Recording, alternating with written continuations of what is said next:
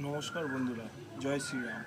আমি তোমাদের গার্ডেনার বন্ধু সৌরভ চলে এসেছি আজকে একটা নতুন ভিডিও নিয়ে। আজ তোমাদের দেখাবো কিছুদিন আগে আমার কিনে নিয়ে আসা এটি পুনে ভ্যারাইটির জবা গাছের প্রতিস্থাপন। তো গাছটি প্রতিস্থাপন তোমরা কিভাবে করবে, মাটিটা কিভাবে তৈরি করবে, সমস্ত ডিটেলস এই ভিডিওতে থাকবে। তো স্কিপ না করে ভিডিওটা পুরো দেখো, সঙ্গে থাকো। তো প্রথমে আমরা যেটা নিয়েছি এই মাটি হচ্ছে আমার একটা পুরনো গাছের মাটি। তো সেই মাটিটাকে একটু রোদ খাইয়ে একটু ফাঙ্গিসাইড লাগিয়ে নিয়েছিলাম। এবার এই মাটির সাথে আমি যেটা মিশিয়ে নেব সেটা হচ্ছে এই 1 বাটি পরিমাণ 1 বছরের পুরনো গোবর সার। এর থেকে বেশি দেওয়ার কোনো দরকার নেই। এরকম একটি 8 ইঞ্চি মাপের টপের জন্য এইটুকুনি গোবর সার যথেষ্ট। এবার এর সাথে আমি মেশাবো হচ্ছে 1 চামচ পরিমাণ নিম খোল। এর ফলে কি হবে, গাছের ফাঙ্গাস ঘটিত অ্যাটাক বা তোমার পোকামাকড় সংক্রান্ত অ্যাটাক যেটা সেটা হবে না, গাছটা সুরক্ষিত থাকবে। এর সাথে মেশাতে হবে 2 চামচ পরিমাণ হাড় গুঁড়ো। এ দেখো 2 চামচ পরিমাণ আমি হাড় গুঁড়ো মিশিয়ে নিলাম। 1 চামচ 2 চামচ একটু কম হয়ে গেছে, আর দিন। এছাড়া তার সাথে আমি খুবই 1 চামচের থেকেও খুবই অল্প পরিমাণে আমি মিশিয়ে নিচ্ছি হচ্ছে সর্ষের খোল।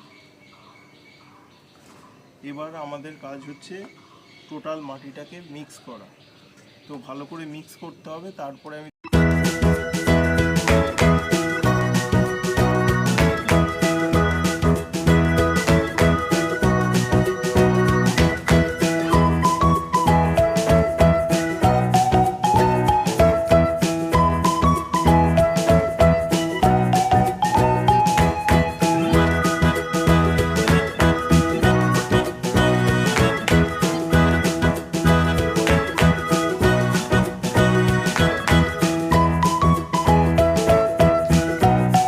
মাটিটা দেখতে পাচ্ছ তোমরা যে ভালো মতো আমি মিক্স করে নিয়েছি গোবর সার, হাড় গুঁড়ো, তারপরে তোমার সর্ষের খোল, নিম খোল এগুলো দিয়ে।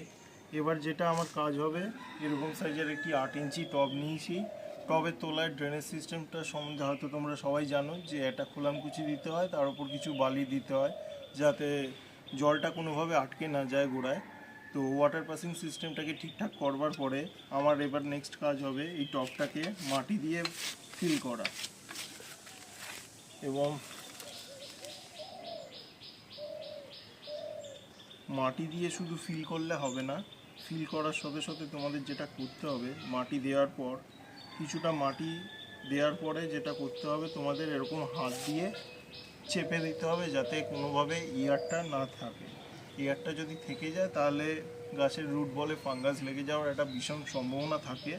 তার জন্য তোমাদের যেটা করতে হবে, মাটি একটু একটু করে দেবে এবং তারপরে হাত দিয়ে এরকম প্রেশার দিয়ে চেপে দেবে যাতে মাটিটা একদম নিচ অবধি চলে যায় এবং কোনোভাবে এয়ার না আটকে থাকে।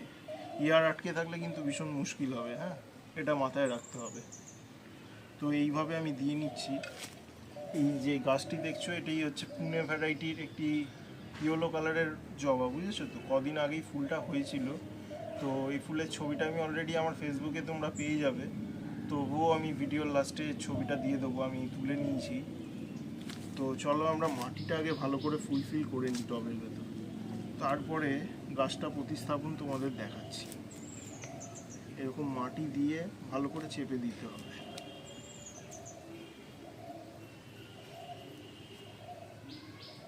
মাটি দেবে আর চাপবে, হাত দিয়ে এরকম প্রেশার দিয়ে চেপে দেবে।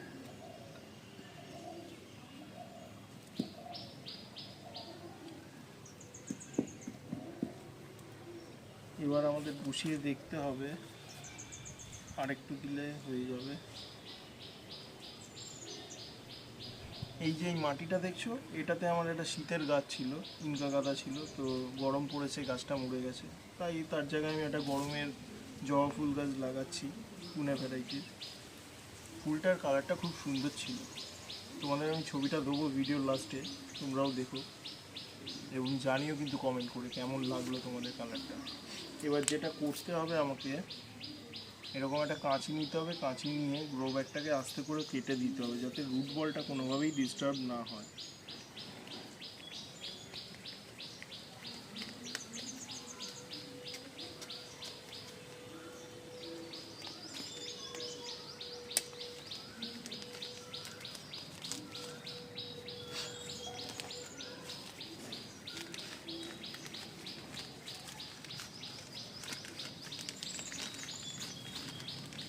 দেখো বন্ধুরা, কত ফ্যান্টাস্টিক একটা রুট বল আমার গাছের হয়েছে।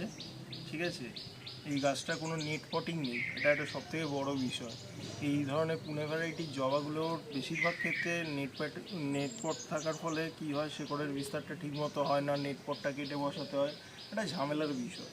কিন্তু এটার ক্ষেত্রে নেই, কারণ হচ্ছে এইটা আমাকে যে নার্সারি দাদা দিয়েছে তার নিজের তৈরি করা, বাইরে থেকে ইম্পোর্ট নয়। খুব সুন্দর রুট বলটা ডেভেলপ করেছে। তো আমি এবার গাছটিকে বসাবো। মাটির পরিমাণ আর একটু কমিয়ে দিতে হবে, নাহলে জল ঢাললে উপচে পড়বে পরবর্তীতে।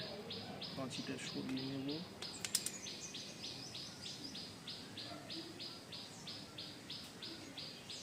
এরকম একটা 8 ইঞ্চি মাপের টবে তোমরা অনেক দিন পর্যন্ত এই জবা গাছটা রাখাও যাবে, তার জন্যই আমার নেওয়া এরকম একটা টব নির্বাচন।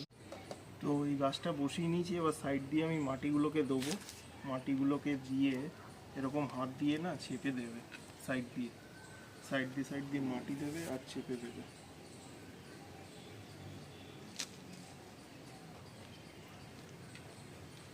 সব সময় চেষ্টা করবে মাটির টবে, যে কোনো গাছই হোক মাটির টবে করবার চেষ্টা করবে। মাটির টবে গাছ করলে কী হবে বলো তো, গাছগুলো যেহেতু আমাদের ছাদে থাকবে, ওপেন সানলাইটে থাকবে, তো সূর্যের যে প্রখর দাবদাহ গ্রীষ্মের, তাতে কিন্তু প্লাস্টিকের টবে থাকলে গাছের জল ধরে রাখার ক্ষমতা কমে যায়। মাটির টবে কিন্তু শেকড়কে অনেকক্ষণ অবধি ঠান্ডা রাখে, জলটাকে ধরে রাখে অনেক বেশি সময়। তাই সবসময় তোমরাও চেষ্টা করবে মাটির টবে গাছ করার, তাতে গাছের রেজাল্টটা খুব ভালো পাবে। আর এই ধরনের পার্মানেন্ট গাছ সবসময় কিন্তু মাটির টবে করাই ভালো। আমি প্লাস্টিকের টব ইউজ করি কিন্তু খুব কম পরিমাণ, আর প্লাস্টিকের টবগুলো ইউজ করি মেনলি আমি ওই শীতের গাছ করবার জন্যই। কিন্তু ওই 12 মাসি গাছ আমি কখনোই প্লাস্টিকের টবে। তো দেখতে পাচ্ছ তোমরা, আমার গাছটা অলরেডি প্রতিস্থাপন প্রায় হয়ে এসেছে। চারদিক দিয়ে মাটি দিয়ে দিয়ে আমি এরকম ঠেসে ঠেসে দিলাম। তো এইভাবে জবা গাছটির প্রতিস্থাপন তোমরাও করতে পারো বাড়িতে, কোনো অসুবিধা নেই। আমি যে পদ্ধতি দেখিয়েছি একদম অত্যন্ত সহজ পদ্ধতি, মাটি তৈরি থেকে গাছ বসানোর পদ্ধতি, খুব সহজভাবে তোমাদের বলে দিয়েছি। আশা করি তো কারোর বুঝতে অসুবিধা হয়নি।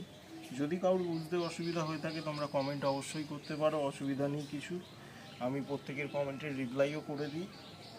তো এইভাবে তোমরা গাছটাকে বসানোর পর যেটা তোমাদের করণীয় সেটা হচ্ছে, গাছটায় দেবে হচ্ছে জল।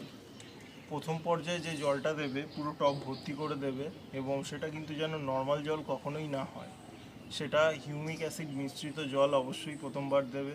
তাতে গাছটার যে রিপোর্টজনিত শক সেটাও মিটে যাবে, প্লাস গাছের রুট ডেভেলপমেন্টের জন্য হিউমিক অ্যাসিড একটি খুব ভালো উপাদান। আমি তো প্রতিটি গাছ প্রতিস্থাপনের পরেই হিউমিক অ্যাসিড মিশ্রিত জল দিয়ে থাকি।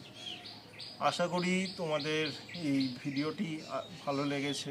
যদি ভিডিওটি ভালো লেগে থাকে কী করতে হবে তোমরা সবাই জানো, একটু সাবস্ক্রাইব করে পাশে থাকবে আর লাইক কমেন্ট অবশ্যই করবে।